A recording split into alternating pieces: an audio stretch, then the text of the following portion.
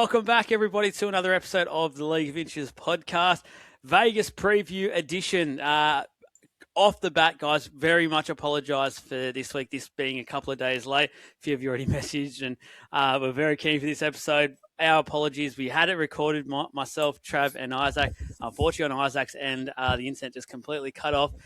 Both of them are quite busy. Yesterday, we had our Supercoach show, and then tonight they're super busy.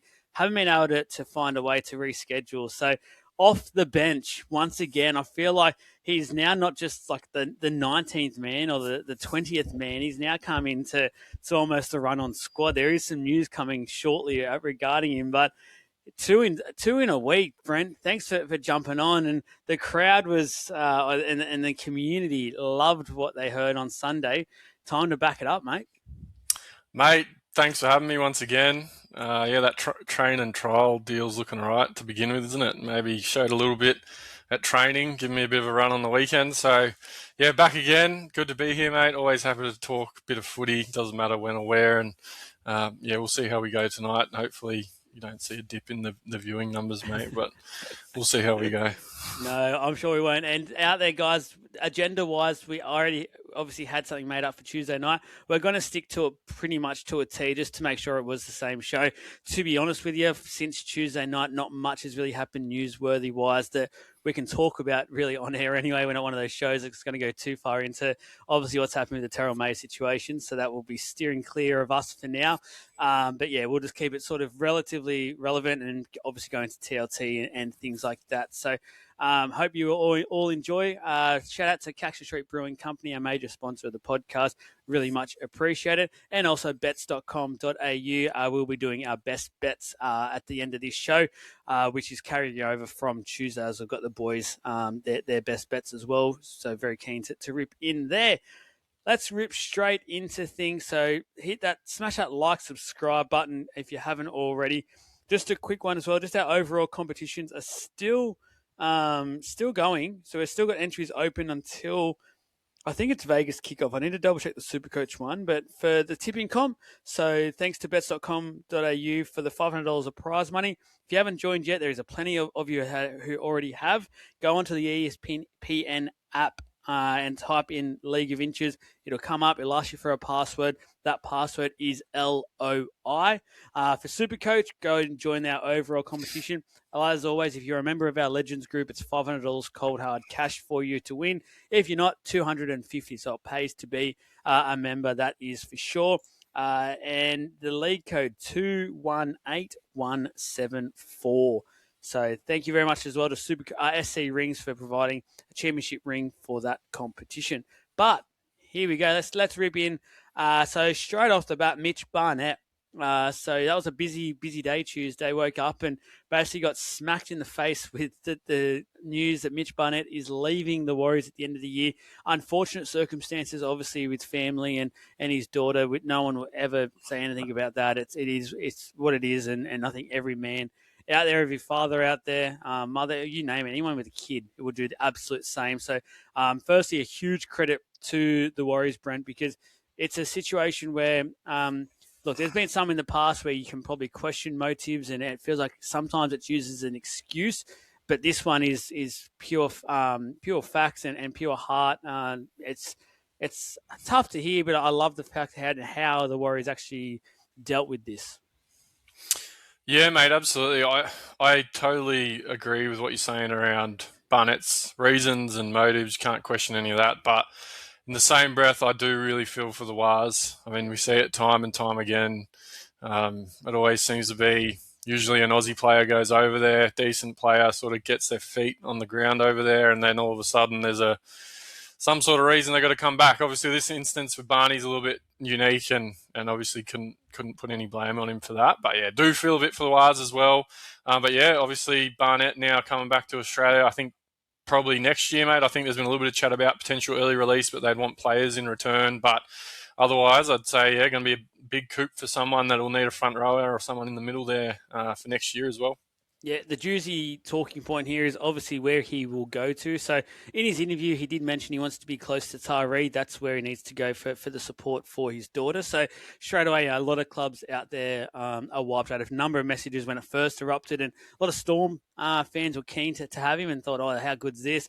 But that's obviously a no-go. That's way too far away from Tyree.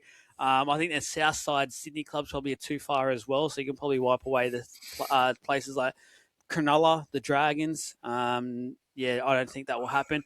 The big one, and glad that I've got you on tonight, Brent, it seems like the odds-on $1.01 favourites right now is the Newcastle Knights. The only question I think to this is the fact that I feel like he left last time and it wasn't on great terms. The only good thing now for the Newcastle Knights is it's basically a completely different boardroom and boss and coach, obviously, at the club. So it could help a lot. But what are your thoughts about the fact that the Knights seem to be the very short price favourites at this early stage?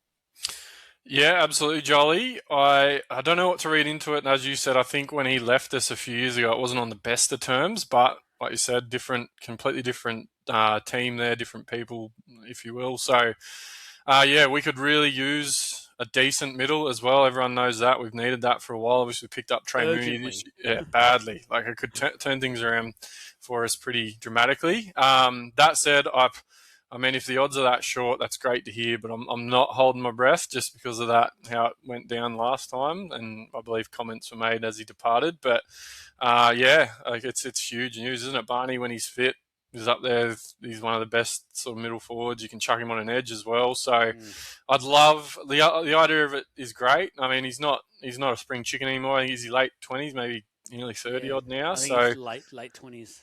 Actually, I think he's in his 30s now. I think he's 30. Is he 30s? Okay. Yeah, he's definitely not a spring chicken, but he'll definitely add a fair bit to a forward pack somewhere in the NRL for sure. And I mean, there's been a few teams bandied around. 31. You've probably got it. 31. Okay. Yeah. So still got a little bit to offer. Going to be very interesting to see how that plays out. Obviously, Brisbane as well will lose Payno next season, mate. So possibly there's an interesting prospect for them as well. But yes, I would love to see him back in the red and blue. He is a Newey junior as well, so it would be great to see. Yeah, it does look like the Broncos are hot on the radar as well there, and are ones to watch in this, I think, especially with the Payne Haas leaving. It'd be interesting. I think that those are the two. I think already as well, Parramatta have made some inquiries regarding him also, which I think makes sense because they were obviously high on Keon Kaloamatangi and haven't spent that cash yet for next year. It'll be interesting. Like you said, there is word now, and it's a little bit disjointed. I'm not too sure exactly where it's at. But I think the Warriors are wanting someone in return, sort of similar to what's happening with the Lomax situation, which might rule some clubs out. They might not have many that they can actually give. But I think, if anything, the Eels are stacked when it comes to forwards. It feels like at the moment, especially depth-wise, and some good young ones coming through. That could be something that the Eels can sort out. The Broncos are probably very thin. That could be a thing that hurts them a bit. And depending on what you guys do, Brent, maybe you could offload like a back, like someone like Marju looks like he might be out of favour, and depending on contract situations and the like, you could be seeing those sorts of players maybe get. I like what we're getting into now. I like the fact that players can't just get up and go. Clubs are now starting to hold the other club that's benefiting accountable and saying, hey, you can have him, and this situation, like, we have let Barnett go, but we do need someone. It's not just about the money; it is about making sure we can stay as competitive as possible. Yeah, I think the tricky thing with any player swaps as well now is, whoever ends up getting asked has got to be willing to move over to New Zealand. Yeah. So sometimes that can obviously narrow down how some of that can play out, as well as a lot of players that are probably not willing to do that. But yeah, like I said, I really feel for the Wars in these situations. Like a player like Barnett's he's a huge loss. I know they've got Fisher Harris and they've got some good young forwards coming through there. They can probably deal with it better than some other clubs may have. But yeah, I'm not sure. Is he guaranteed to he's guaranteed to be released next year, but if anyone wants him sooner than that, they're going to have to cough up something for it. Is that essentially what, or is it next year as well? There. I think it's a bit for both, because I think he was contracted through till the end of 2027. So the Warriors are now trying to say, from reports that I've read, we'd like to have something in return come back our way, which they've got a pretty stacked side still, to be fair. It'd be interesting what they go for. I don't think they need backs. A forward probably would be on their agenda. Yeah, I'm just trying to think. They do still have a few young blokes coming through as well. Guys like Minga, who I guess can play on the edge as well. But yeah, I don't know. Do they need a lot of them love? I sort of feel like they've probably got enough stocks in the backs, in the halves with Boyd, Chanel Harris-Tavita, Tamari Martin. But yeah, it's an interesting one. They're not too badly set up, the old Wars squad, so this could be very advantageous for them depending on how it plays out. And more local talent is getting produced by the Warriors at the moment, which is setting them up nicely. The other talking point from Tuesday, unfortunately, from a Parramatta point of view, it was a star fullback, Isaiah Iongi, who's got himself in a little bit of hot water. The NRL Integrity Unit is aware of this now, and there's not too much to say at this point. There's a lot of really fuzzy sort of stories being told about this, and whoever knows the truth, let us know, please, because I haven't heard any story yet that feels like it's completely the truth. So I've heard things like it's a couple of years old. I've heard I think everyone's heard the fact that it may have been a breakdown relationship and someone's trying to get a bit of revenge or something like that. I've heard it might be a recent one and they're waiting to do dry. Like, there's so much things happening out there and so much talk. So we can't really comment a lot on this. All I will say, and what we did talk about on Tuesday night, was the fact that it is disappointing. If it is even like a relevant one, and he's been in first grade now and the like, it's I don't know why players continue to do this shit. Like, if I'm being honest, it's just dumb. And the second part is doing this stuff in front of cameras. I don't know why you continue to push and risk that, but we just see it time and time again. The players are not learning. I don't get it, Brent. They've got this short 10 to maybe maximum 15 years career where they can set themselves up for life and make within that 10-year period more than most of us will make in like freaking 20 to 30 years. I don't get it. I don't get why they try and risk it. That is assuming, obviously, it is a recent one.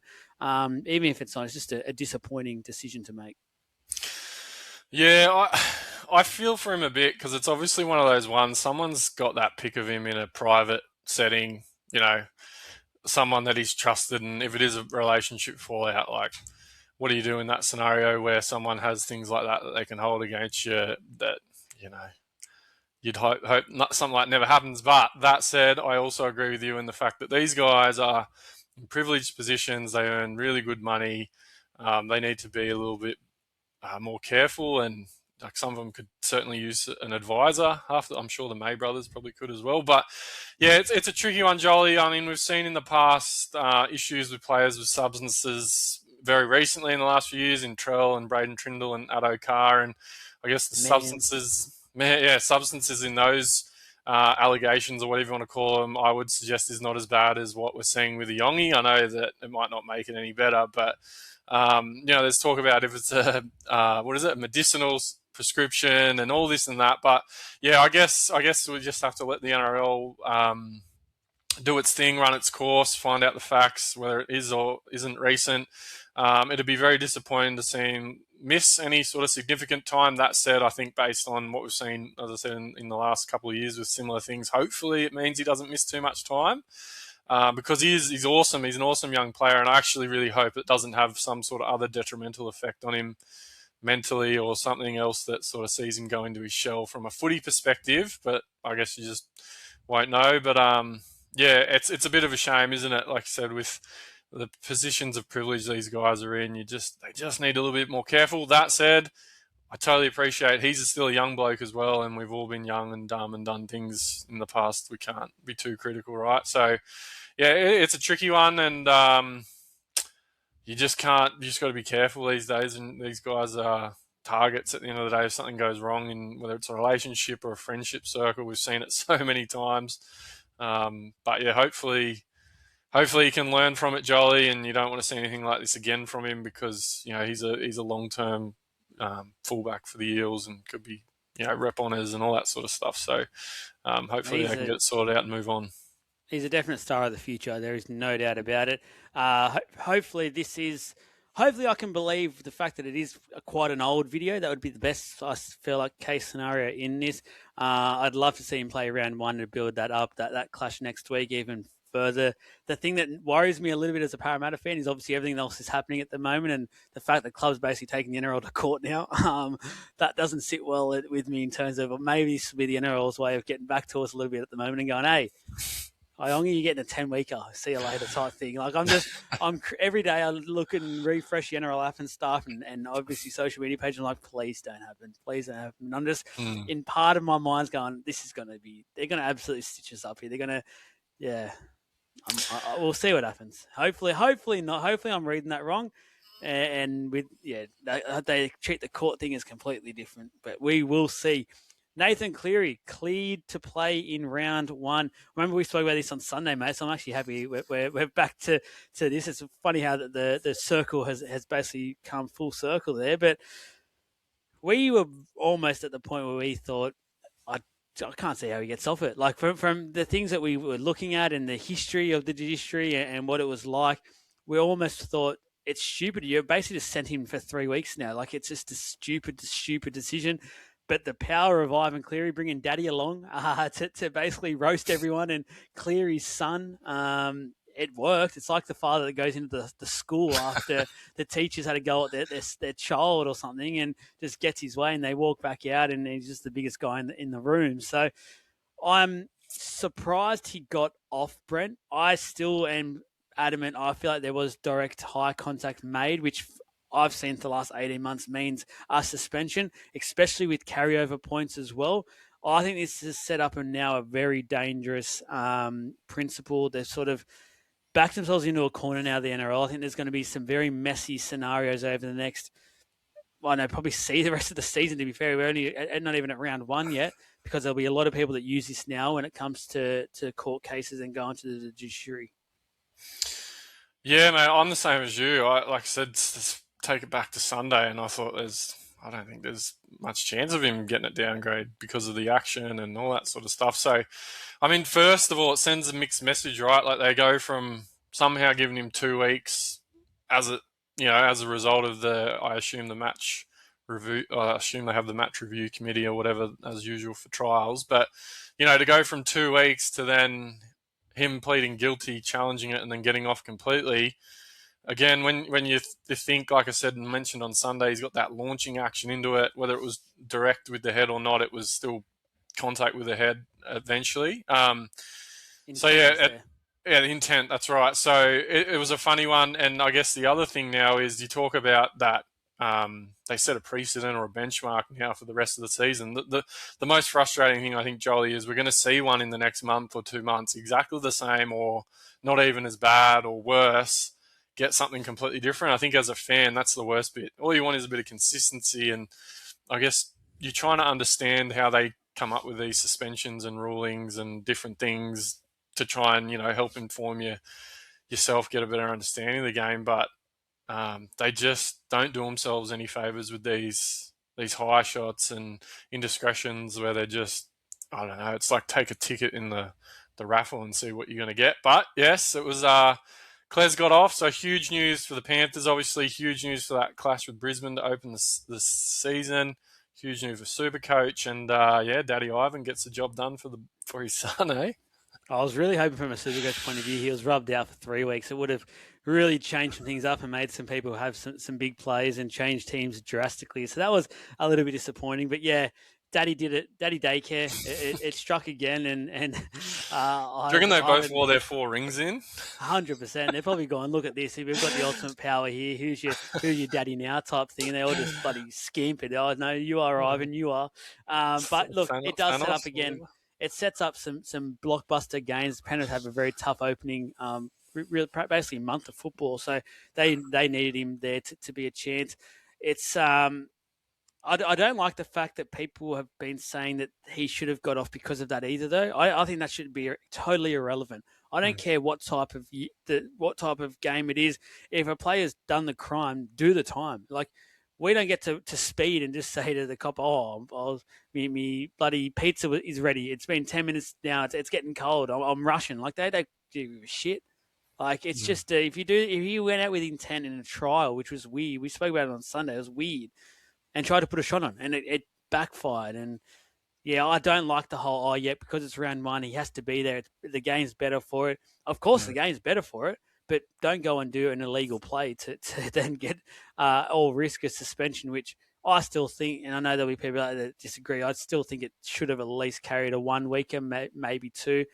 Doesn't sit well with me either that it's gone from what was 2 to 0 now. Like, I don't get that difference, how it can be that extreme. It seems very extreme for something that was illegal.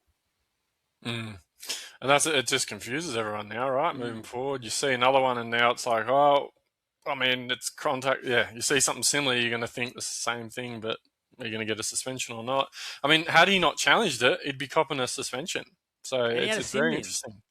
That as well, bad enough to be a sin bin, but it's not bad enough to be suspended for any weeks with carryover points. And he had carryover, that's right. I don't get it. Anyway, over the Penrith News again, with Scotty Sorensen now leaving the club at the end of this year, it goes under the radar. He's been there basically every premiership with him. Like, he's actually been such a gun for him and a very underrated player. This is a huge signing for the Perth Bears. So 2 years, starting from next year when they enter the competition. I absolutely love this signing. I know Isaac mentioned on Tuesday night he was a massive fan and feels like this could be their sort of big dog signing in terms of like the grunt in the forward pack and a bit of respect. And he's a class player. I think he's still got a couple of good years left in him as well. He's big, he's muscly, he's hot. Like, he's got a bit of everything going about him. So Perth Bears on the map. He'll attract plenty of viewers, eyes on telly and eyes there at the ground. Good signing in my opinion, Brent.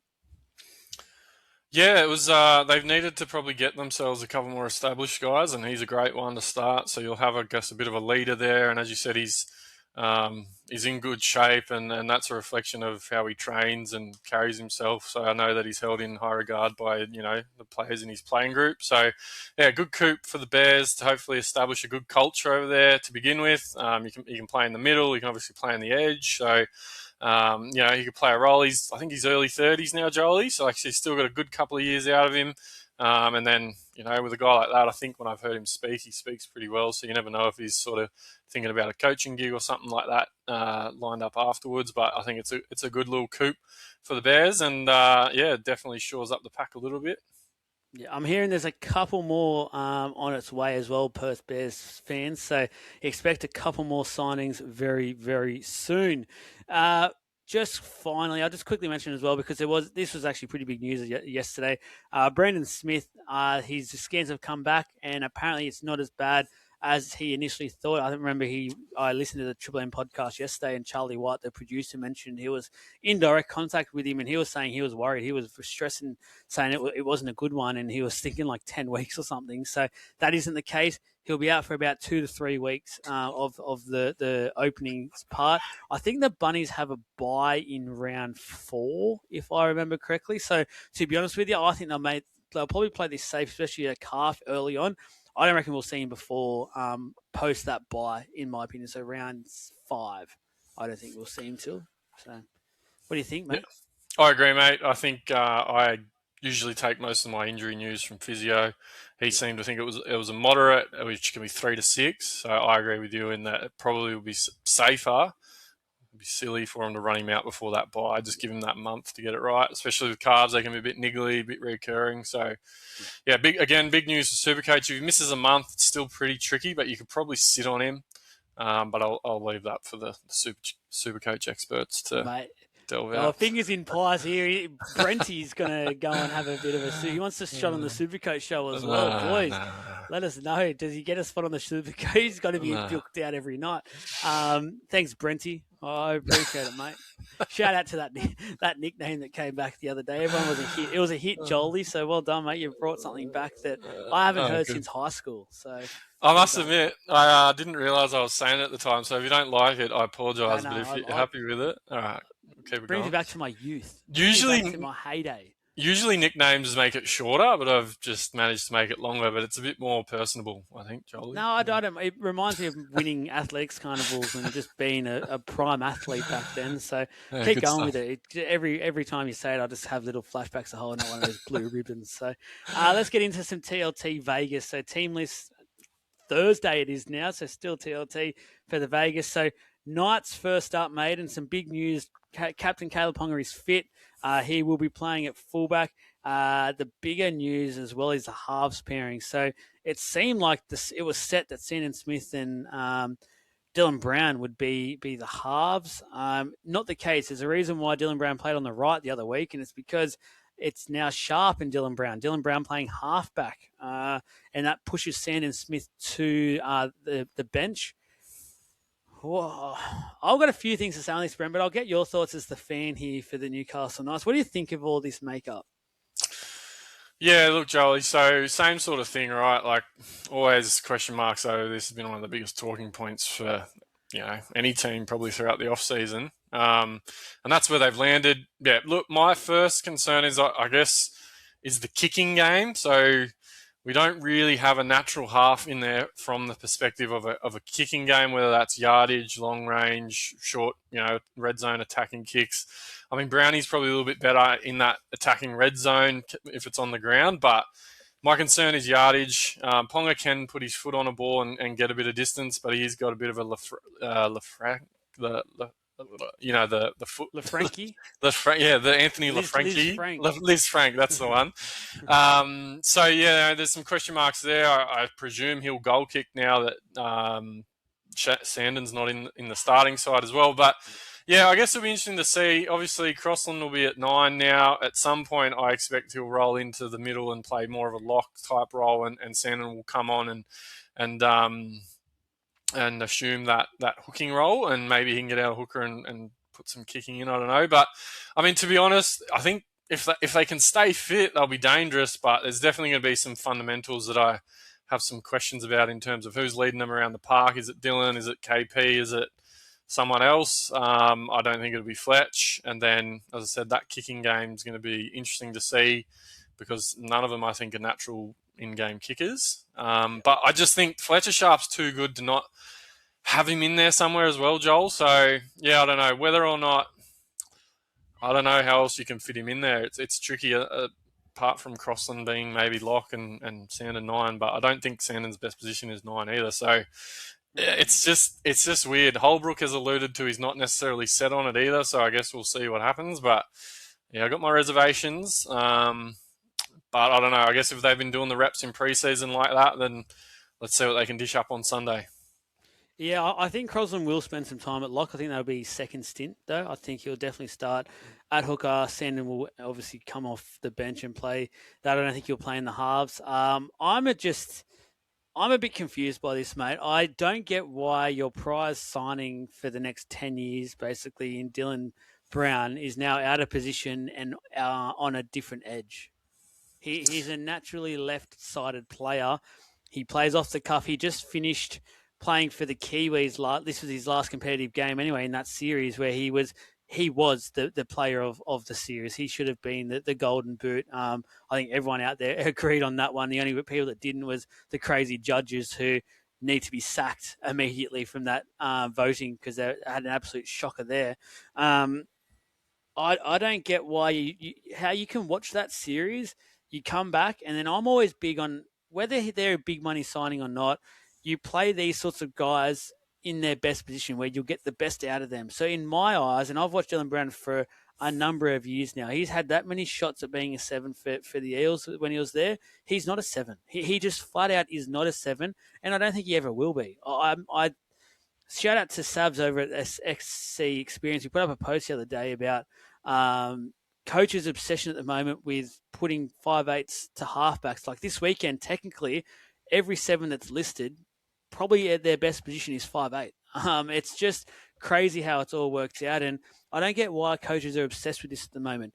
There's still room in the game for these quality gun number 6s.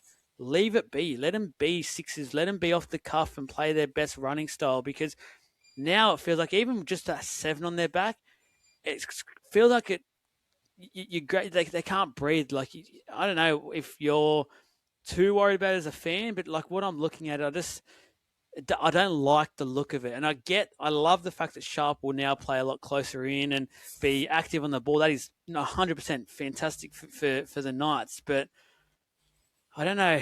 I don't know if is Fletcher Sharp a better six than Dylan Brown? I don't think so. It's tricky, and to be honest, Joel, like I don't know if part of him signing was he wanted, was this a personal thing, and he's wants to play 7. I don't know.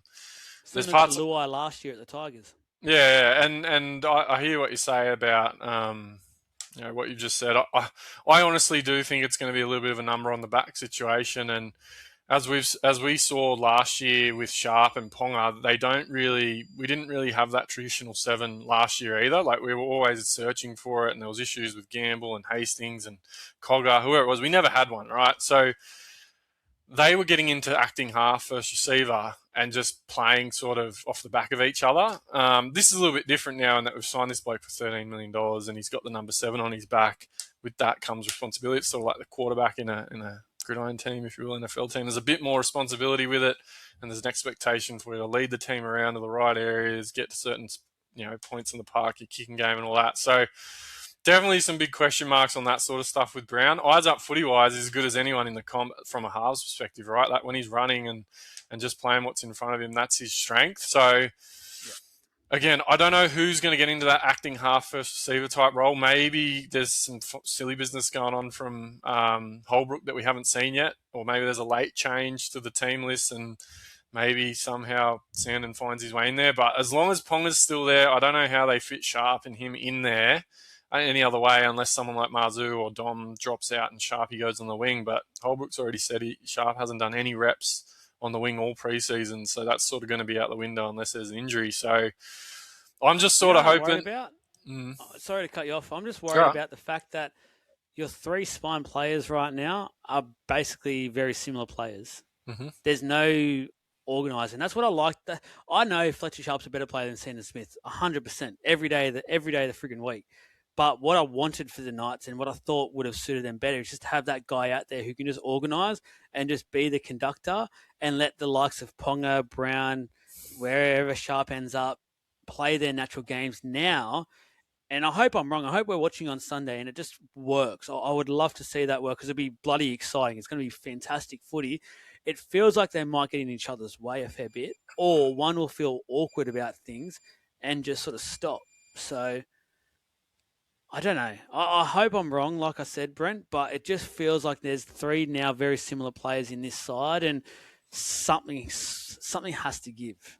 But the last thing I'll say on it is, as crazy as this sounds, had we signed Sandon Smith before we signed Dylan Brown, there would have been no real reason to sign Dylan Brown as far as the squad was concerned. You would have chucked him at 7, Fletch could have played 6, Pong at 1, there you go. The only thing that I like about it, Joel, is we're going to have weapons on both sides of the park that are, you can go to Fletcher, you can go to Dill. KP is going to be lingering around it. Like, we will be lethal on those edges if they get the go forward, but that's a big if, right? So, yeah, we'll see what happens. Going to be a big watch on Sunday, that's for sure. And, it's plenty to talk about Sunday night, huge. That's for sure. Yeah.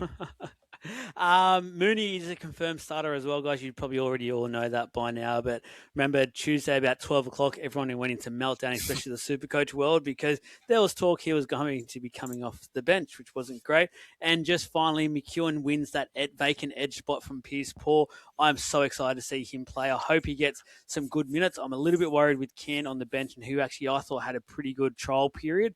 I was actually thought he almost got overtook McEwen there because he actually played pretty decently in a poor sort of Knights side in those trials. But I'm keen to watch McEwen play. I know, Brent, you'll probably know a little bit more about him than most of us would, but he looks like an exceptional talent that looks like he should have a very good career, hopefully at the Knights as well over the next few years. Yeah, absolutely, mate. He's a whole running, edge hitting back row, more of that traditional style of back row that you used to. Can play a bit in the middle. His utility is probably to his detriment in that he can, like I said, play in the middle, or he's even, I think, played a bit at centre and stuff like that. So a bit more utility with him. Haven't seen much of McEwen through the off season, so it'll be interesting. He was finished the end of last year really well, so yeah, good to see that. And yeah, quick shout out to Cody Hopwood on our extended bench, mate. He's a young middle forward coming through.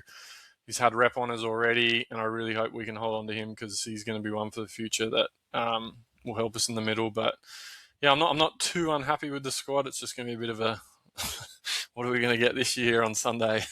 Yeah, no, it'll be okay. It's going to be very intriguing to see how it unfolds. And shout out to Hopwood. We'll be seeing him a lot this year. I've got no doubt by midway through the year, we'll be talking very highly of him.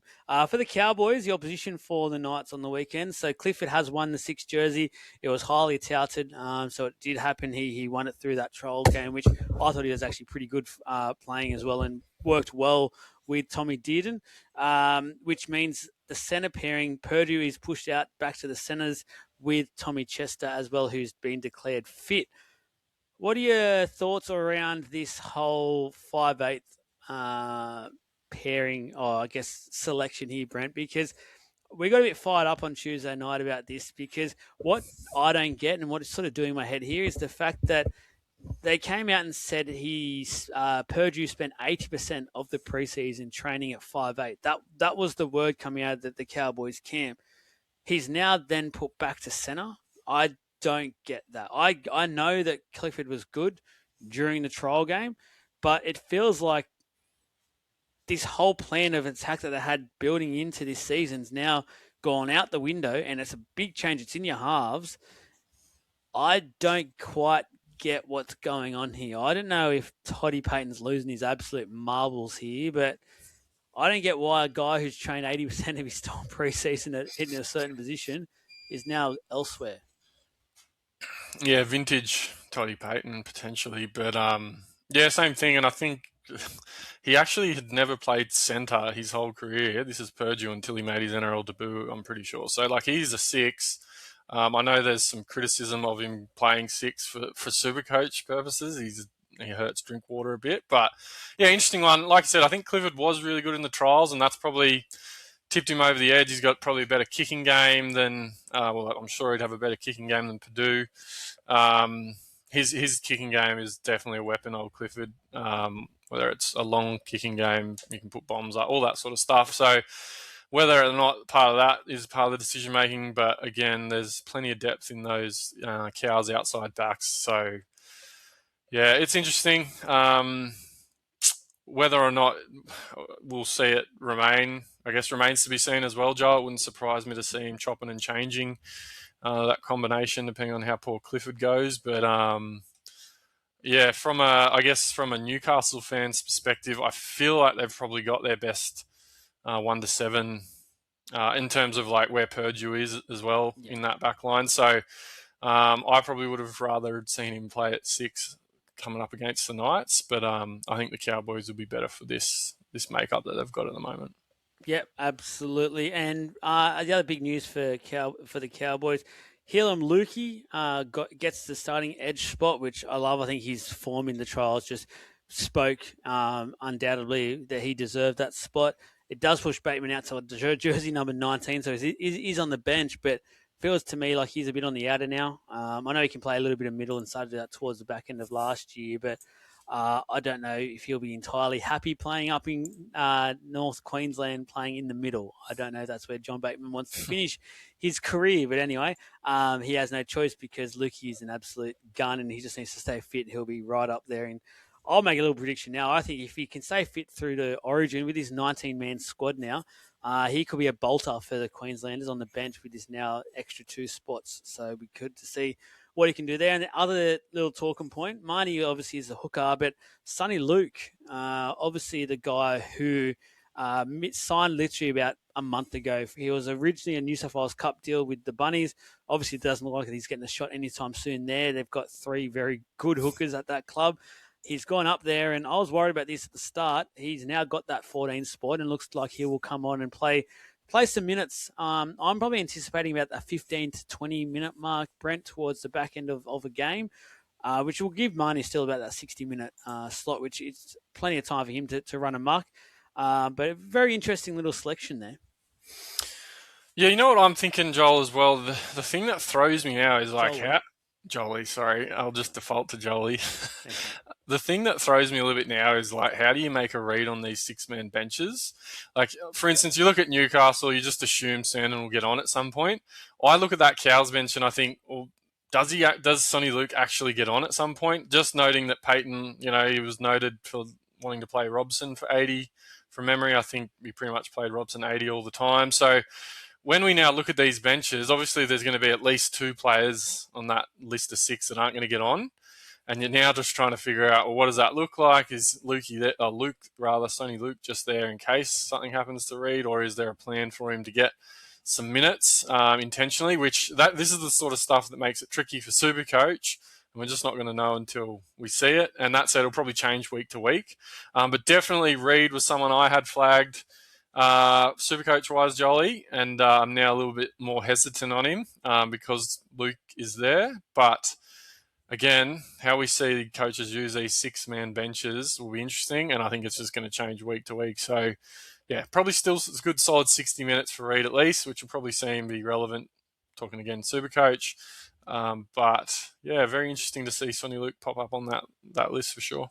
I'm so intrigued to see how coaches play these six-man benches. I think the elite coaches will just the gap will get even wider here because I think there is some really good tactics to be used with this bench. I think a lot of people are starting to write it off and say, no, it's killed the 14 and things like that.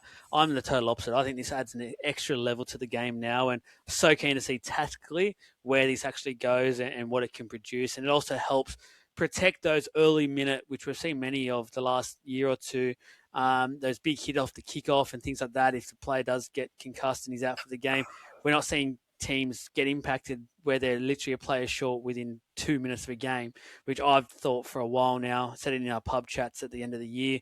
It's just completely unfair. And we needed, as a game, to find a way to get around this. And I love what we've done there. So I'm keen to see it in action this weekend and how all four teams use it. For the Bulldogs, mate, to be honest with you, there is not much to talk about at all because it's pretty much as per program.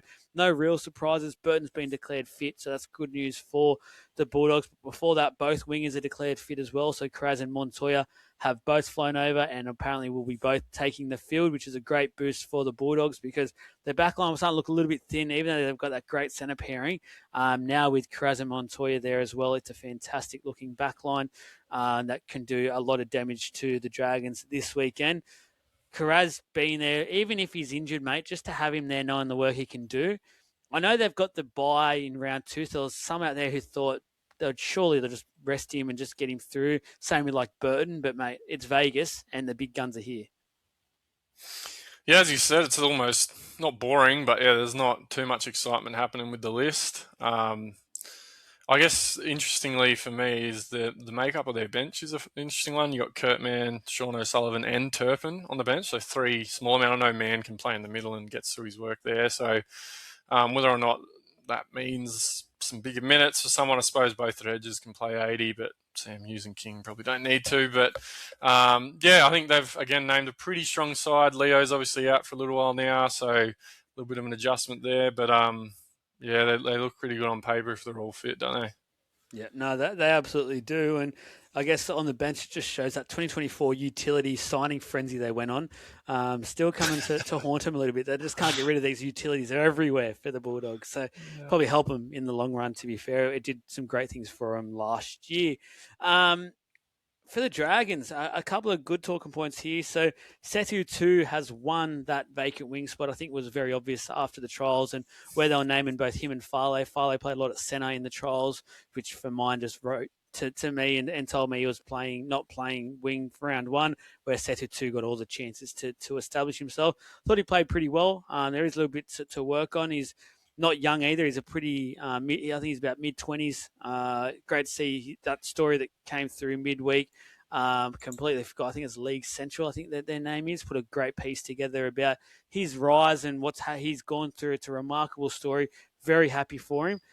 I think he's up against Karaz, isn't he? I'm pretty sure side to side. I think they're up against each other. So it's a big test to start your debut, that's for sure. But I'm keen to see Setu 2 go. So Just trying to think, Tui Pilatu, he's on the left, isn't he, usually? So, Big Karaz on the right, usually, but I don't know. Oh, yes, it might be. Yeah, I might be wrong there. But they could be switching them around. I'm just going off memory now. You're testing me here, but who knows? They bloody switch them all around half the time. So, yeah, he looks good. He passed the eye test, I think, Joel. There's a couple of those young outside backs that passed the eye test this preseason. I even thought for a period there that maybe Tui Pilatu might not. Like, is he still in the picture? But no, the money man's there, which is always good to see. But yeah, good signs for the Dragons. I hope we get a bit of that on Sunday at some point. They'd love it over there. Surely at Vegas we get the money man. Surely Flanagan goes, you know what, I banned it last year, but bring it back for this week. It has to happen. Or he just pulls out some chips out of his jocks or something after he scores and just throws around some casino chips. Well, you get those actual money guns. They'll have some sitting around. You can just shoot them. So please, Flano, let it happen. Yeah, no, good signs for the Dragons, and I think good healthy competition. If there's a few guys there, so it'll keep guys like Sulin, Tui Pilatu honest as well, and that's what the Dragons need, I think. Good news story. I didn't actually see that story you were mentioning, mate. I'll have to go check that one out. Yeah, no, it's a great one there. Luciano Leilua's got his edge spot back. He looks the fit as I've seen him. Once again, the timing is perfect. It's a contract year, so we see it so many times with these guys who sort of just flail away for a season or two when they're under contract, and then that contract year hits and the manager gets into their ear and they're like, oh, shit, hang on, actually, I like what I'm doing here. I'm getting good money, so I've got to make sure I can continue this on for another couple of years. But good to see him. He did play quite well in the trials again, and he has a lot of good young talent nipping at his heels. That's the thing that's going to keep him honest here. Halengar, who's a freak, that it's just for mine a matter of time before he gets that edge spot. It's about Leilua continuing to push himself this year to basically palm him off for as long as possible. Dragons fans, it's not a one to worry about because, like I said, you've got some great talent coming through. And if Leilua was to lose this spot at some point, it's for a young gun who's just literally pushed his way in. Yeah, I think you nailed it, Jolie. If he didn't trim up and get himself into better shape, he wouldn't have the spot. He sort of had to, I think. So, yeah, it's some really good signs there for the Dragons. I'm a huge Halengahu fan as well, mate. I was sort of thinking maybe Luciano's fallen out of favour here, but he's obviously done enough. And I'm also a big fan of Luciano, so good to see him with it. But yeah, the Dragons have got some good young forwards coming through. Dylan Egan out as well helped. Yeah, I know Dylan Egan out has helped that him push his case as well. Absolutely. Egan and Halengahu are certainly, I would imagine, are the future edges for the Dragons if they can keep them. But then you've also got Ryan Couchman there. I know Hamish Stewart's more of a middle guy, but there's some really good young players there in that pack now that are keeping these older boys a bit honest, as I said. So good things for the Dragons, and I guess they're going to hopefully have a pretty fit and humming side as far as that competition's concerned. Yeah, the other young gun, Hamish Stewart, has been confirmed as the starting lock as well, which is great to see. Let's head on over to our best bet segment, guys. So we started last week with our futures. This week we have got them in once again. So what I'll do is I'll read out the best bets from both the boys that they had done on Tuesday, and then I'll give you what mine is as well. And he's not part of it, but I might just get Brent's little tick of approval as well. So this is brought to you by bets.com.au. They've got tremendous... go onto their website. You can get the best odds no matter what from Australian bookies, all in one spot. They also have some tremendous articles as well, guys. So not just a betting place. It's actually a one-stop shop. They'll put all the articles up. A few articles I have in there as well, week to week. So it's a fantastic website. Free to go on and just check it all out, so please do. So there's a link in the show notes for bets.com.au. But for the first one, so how it works, guys, our first lot of bets will be just, you can go whatever you want, and it's going to be per match. So you can go your head-to-head result, or you can go a bit out there and go a try scorer. You can do a same-game multi, whatever you feel like is you need for that week, or you're going to just start slow and work into it, you do as you please. So for Trav, for the first game, he went for a Bulldogs minus 7.5 start. in this one. So they're covering the line. I'll put the odds up, guys. I'll find it on bets.com and in the post that we put on each week. Should be out tomorrow or Saturday. But yeah, Bulldogs 7.5 start for Isaac. He went the Dogs 13 plus for this one. So a massive victory there for the Bulldogs. For me, I actually locked in. When a try scorer, I think the Dragons might be a little bit weak and fragile on their edges. So I've actually gone Jacob Preston as an anytime try scorer as my bet for this one. If you had to pick one of those three, Brent, who are you picking? Yeah, it's hard pre-season to have to try and pick a winner of a game. So those starts are interesting. I mean, on paper, you think the Dogs are going to be a bit more classy for them, but I love a good Presto line, so I'll be jumping on that try scorer, mate. You don't have to be so result dependent then. You just need him to get through at some point, and he hits a hole as good as any back rower in the comp. So I'll jump on Presto with you, mate. I love it. So then the next one, Knights against the Cowboys. Isaac, you might be happy with this one. Brent has gone Knights and Sharp to score in this one. So a great little bet there. A little same game multi by Isaac. For Trav put down the total match points to be over 41.5. So he's gone for, he said that on the Tuesday night show, he said defence won't be a big priority for either team. And history shows at the back end of last year, it definitely wasn't. So we will see if that is the case. They've got both. What both teams do have, even though we did speak maybe a little bit negatively on them, they do have some great attacking play. So if the game does open up somewhat, I've got no doubt points will be scored at a rapid rate. So that could be a very, very good bet there. For me, I actually went another try scorer for this one. So I've gone... I think the boys will be a bit thirsty over in Vegas. They'll be drinking a lot, so I've gone to Drinkwater anytime try scorer. So hopefully, fingers crossed, to get a good little couple of try scorer bets first up and get away to a flyer. Brent, what are you liking there? Yeah, again, I don't like to tip the results of who's going to win the early games. I was the same. I just don't. It's hard to get a read, right? So, and even it doesn't matter for me. By round 10, I still can't tip them. But anyway, I like the over 41 or whatever it was. I think there will be some points in it. The only reason I don't is because I think the field's a little bit smaller, but I just think that the nature of these teams is shootout teams. There'll be probably a few tries scored. So I'd be jumping on, I think it was Trav's 41.5 plus or whatever it was. Yeah. And then lastly, we'll do this every week, guys. So just to keep it a bit fun and something out there and just keep the odds and that coming through and it'll be tallying up throughout the whole year. We'll do a bit of a Hail Mary. So it's basically just a multi for the weekend. You can do whatever you want with it, but it has to be at least above $10 for the odds. So Trav's gone over 45.5 for the Newcastle Knights Cowboys game into Murray Taulagi to score.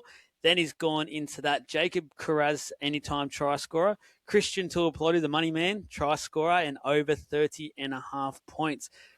This didn't get him as much as I thought it would. Live at the moment with the best odds he can get for that, it's only looking about $17.70. So I'll double check that. I'll put it onto the post, guys. But so far, I thought that would have produced a little bit more. But to be fair, all the try scorers are pretty much noted try scorers as well. So that may have kept the odds down somewhat.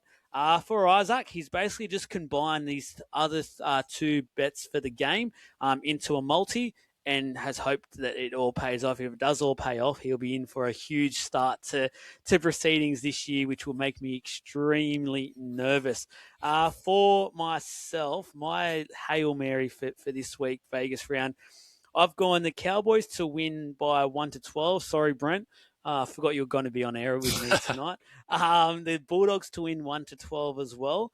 And into Bronson Sherry anytime try scorer, which gets me about $20 odd there at this current time of proceedings, which is Thursday night about 8 p.m. Queensland time. So again, I'll put it all into a graph, guys, and have it posted over the next 24 to 48 hours. But please bet with your head and not over it. Gamble responsibly.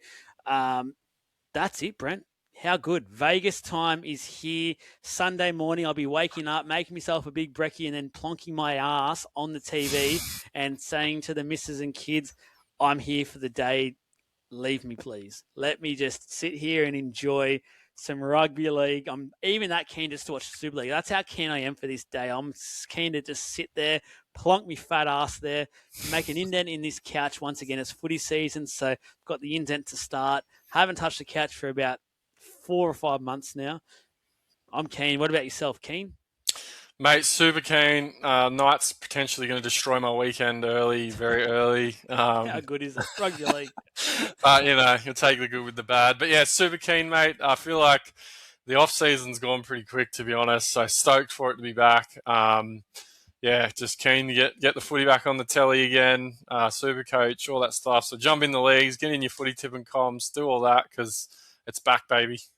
Bring it on, please, guys. I'll drop it in the show notes as well, both the codes and the website to join our tipping competition and our Supercoach overall competition. We want to get the Supercoach overall to 1,000 overall entrants. I think we're about 150 or so off at the moment, so keep adding in.